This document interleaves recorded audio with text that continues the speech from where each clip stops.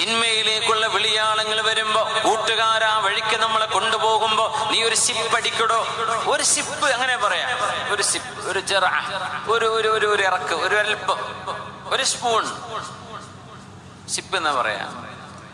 അത്ര നീ ചെയ്താൽ മതി. ഞങ്ങളൊക്കെ ഇവിടെ അല്ലേ, ഞങ്ങൾക്ക് വല്ല കുഴപ്പമുണ്ടോ? എനിക്ക് പറ്റൂല.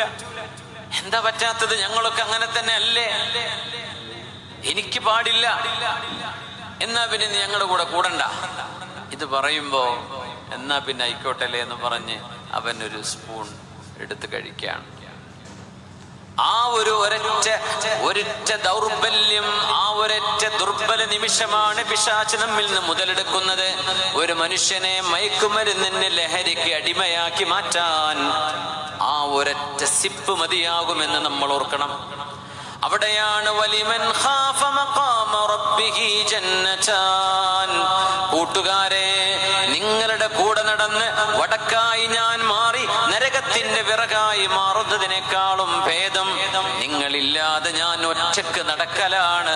നിങ്ങൾക്ക് അങ്ങനെ സൗഹൃദം വേണ്ടു എങ്കിൽ എനിക്ക് നിങ്ങളെ വേണ്ട എന്ന് പറഞ്ഞ് നന്മയുടെ പക്ഷം ചേർന്ന് നിൽക്കാനുള്ള ധൈര്യം സംഭരിക്കേണ്ടവരാണ് നമ്മുടെ വിദ്യാർത്ഥിനികൾ, നമ്മുടെ ചെറുപ്പക്കാർ.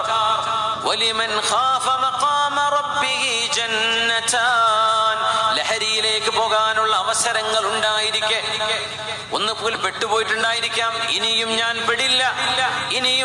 പെടില്ല, ഒരിക്കലും എന്റെ റബ്ബിന് കൊടുത്ത വാക്ക്, എന്റെ ഉമ്മയോട് ഉപ്പയോട് ഞാൻ ചെയ്ത എന്റെ കടപ്പാട്, ഞാൻ പഠിച്ച മദ്രസയോട്, ഞാൻ സുജൂദ് ചെയ്യുന്ന മസ്ജിദിനോട്, എന്റെ മഹല്ലിനോട് ഞാൻ ചെയ്യുന്ന എന്റെ കടപ്പാട്, അല്ലാഹുവേ നീ അരുതെന്ന് പറഞ്ഞതൊന്നും എനിക്ക് വേണ്ട. എന്തുകൊണ്ട് വേണ്ട? വേണമെന്ന് പറഞ്ഞാൽ കൂട്ടുകാർ പേ ചെയ്യാൻ റെഡിയാണ്, അവർ കാശ് കൊടുത്ത് കുടിപ്പിക്കും, ഫ്രീ ആയിട്ട് തരും.